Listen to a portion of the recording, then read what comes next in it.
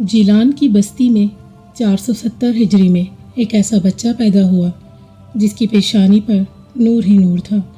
اس کا نام رکھا گیا عبدالقادر۔ وہ سید زادہ تھا، امام حسن اور امام حسین علیہ السلام دونوں کی نسل سے۔ بچپن ہی سے سچائی، عاجزی اور دینداری اس کے مزاج میں رچی بسی تھی۔ بچپن میں جب آپ بغداد تعلیم حاصل کرنے جا رہے تھے تو والدہ نے 40 دینار کپڑوں میں سے کر دیے اور نصیحت کی، بیٹا ہمیشہ سچ بولنا۔ راستے میں ڈاکوؤں نے حملہ کیا، سب ڈر گئے مگر چھوٹے عبدالقادر نے سچ بول دیا کہ میرے پاس 40 دینار ہیں۔ ڈاکو حیران رہ گئے۔ جب سردار نے پوچھا تو آپ نے فرمایا، میں اپنی ماں کی نصیحت پر کبھی جھوٹ نہیں بولوں گا۔ یہ سن کر ڈاکو، سردار اور اس کے ساتھی آپ کے تائب ہو گئے۔ یہ صرف ایک قصہ نہیں تھا، یہ تو آنے والے وقت کی نشانی تھی کہ یہ بچہ دنیا کو سچائی اور اللہ کی طرف بلانے والا ہے۔ بغداد کا سفر اور عبادت کی راہیں۔ عبدالقادر جوان ہوئے اور بغداد آ گئے۔ وہاں علم دین حاصل کیا اور بڑے بڑے علماء کے شاگرد بنے، لیکن دل کو سکون نہ ملا۔ پھر آپ نے جنگلوں اور بیابانوں کا رخ کیا۔ 25 سال تک ریاضت و مجاہدہ کرتے رہے۔ کبھی کئی دن کھانا نہ کھاتے، کبھی برفیلے پانی سے وضو کرتے اور کبھی ساری رات اللہ کے حضور سجدے میں گزار دیتے۔ کتب میں آتا ہے کہ آپ نے 40 سال تک فجر کی نماز ہمیشہ عشاء کے وضو سے پڑھی۔ ایک رمضان ایسا بھی آیا جب آپ نے سحری اور افطار دونوں میں کچھ نہ کھایا۔ لوگوں نے پوچھا، آپ نے روزہ کیسے رکھا؟ آپ نے فرمایا، میرا رب مجھے بغیر کھائے پیے زندہ رکھتا ہے۔ کرامات و روحانی مقام۔ قدمی علی رغبتی کل ولی کی کہانی۔ بغداد کی فضا تھی حضرت غوث اعظم رحمۃ اللہ علیہ کی خانقاہ میں۔ ایک عظیم روحانی اجتماع ہو رہا تھا۔ دنیا کے کونے کونے سے اولیاء، صوفیاء اور علماء حاضر تھے۔ سب کے دلوں کے سکون اور آنکھوں میں نور تھا۔ اسی لمحے اچانک آپ پر ایک روحانی کیفیت طاری ہوئی۔ آپ کھڑے ہو گئے، نگاہ آسمان کی طرف اٹھائی اور پرجلال آواز میں فرمایا، قدمی ھذا علی رغبتی کل ولی اللہ۔ میرا یہ قدم ہر ولی اللہ کی گردن پر ہے۔ یہ جملہ عام الفاظ نہ تھے، یہ اللہ کی طرف سے دی گئی اجازت اور روحانی اعلان تھا۔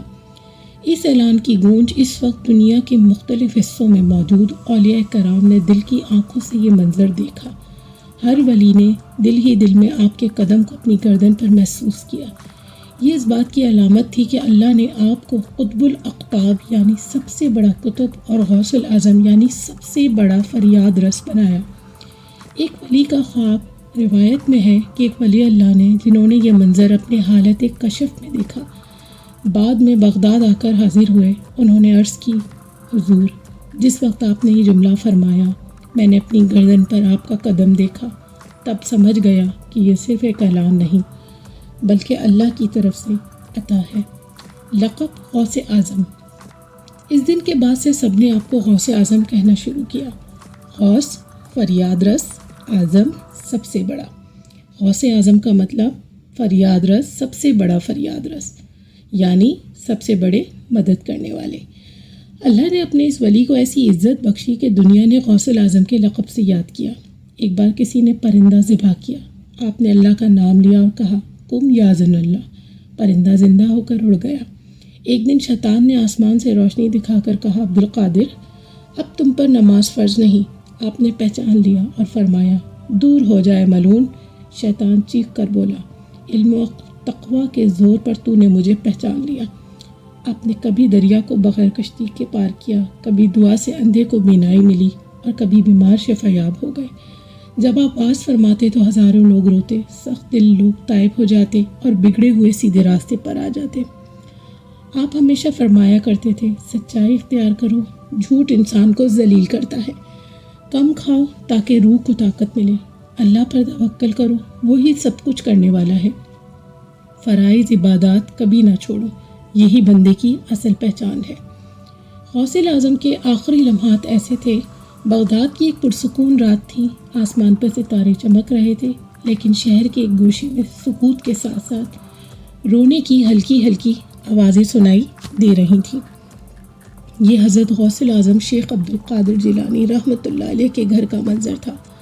آپ کئی دنوں سے بخار و کمزوری میں مبتلا تھے، لیکن کمال یہ تھا کہ بیماری نے بھی آپ کی زبان سے ذکر الہی کو نہیں چھین سکا۔ آپ بار بار فرماتے، اللہ اللہ، مجھے قریب آ جا، میرا ایمان سلامت رکھ۔ اہل خانہ اور مرید آپ کے گرد بیٹھے تھے، کوئی قرآن پڑھ رہا تھا، کوئی دعا مانگ رہا تھا، لیکن سب کی نظریں آپ کے نورانی چہرے پر جمع تھیں۔ وصیت اور نصیحت جو آپ نے کی، آپ نے اپنے بیٹوں کو قریب بلایا، نرم لیکن پراسرار آواز میں فرمایا، اے میرے بیٹوں، ہمیشہ اللہ سے ڈرو، شریعت پر مضبوطی سے قائم رہو، عبادت میں کبھی غفلت نہ کرنا، لوگوں کو دکھانے کے لیے نہیں، صرف اللہ کے لیے عمل کرنا، اور اللہ کے سوا کسی پہ بھروسہ مت کرنا۔ یہ نصیحت سنتے ہی آپ کے بیٹوں کی آنکھوں سے آنسو بہنے لگے۔ آپ کے وصال کا وقت تھا۔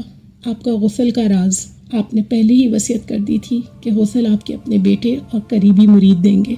روایت آتی ہے کہ اہل خانہ کو یہ ڈر تھا کہ آپ کے جسم سے اتنا نور نکلے گا کہ لوگ دیکھ نہ سکیں گے، لیکن آپ نے اطمینان دلایا، میرا معاملہ اللہ کے سپرد ہے۔ نماز جنازہ اور آپ کی رخصتی اگلے دن بغداد کی گلیوں میں لوگوں کے ہجوم سے بھر گئیں۔ لاکھوں لوگ جمع تھے۔ آپ کے بیٹے شیخ عبد الوہاب رحمۃ اللہ علیہ نے نماز جنازہ پڑھائی۔ جب تکمیل ہوئی تو لوگوں کے آنسو تھمنے کا نام نہیں لے رہے تھے۔ آپ کو بغداد میں دفن کیا گیا، اور آپ کا مزار آج بھی دنیا بھر کے عاشقوں کے دلوں کا مرکز ہے۔ حقیقت یہ تھا کہ ایک اللہ کے ولی کا آخری منظر، جس نے ساری زندگی اللہ کی عبادت، خدمت دین اور انسانیت کے لیے وقف کی، آج بھی لوگ آپ کو غوث اعظم اور محبوب سبحانی کے نام سے یاد کرتے ہیں۔ یہ تھی حضرت غوث اعظم سیدنا عبد القادر جیلانی رحمۃ اللہ علیہ کی داستان۔ ایک ایسا ولی جو سچائی سے شروع ہوا، عبادت میں ڈوبا رہا، اور کرامات کے ذریعے اللہ کے دین کی شان کو ظاہر کیا۔ یہ ایک چھوٹی سی داستان اگر آپ کے دل کو چھو گئی ہو تو ہمارے channel heart touching story by کوکو کو سبسکرائب کرنا مت بھولیے گا، اور کمنٹ میں اپنی قیمتی رائے سے ہمیں ضرور آگاہ کیجیے گا۔ تب تک کے لیے کوکو کو دیجیے اجازت۔ اللہ حافظ۔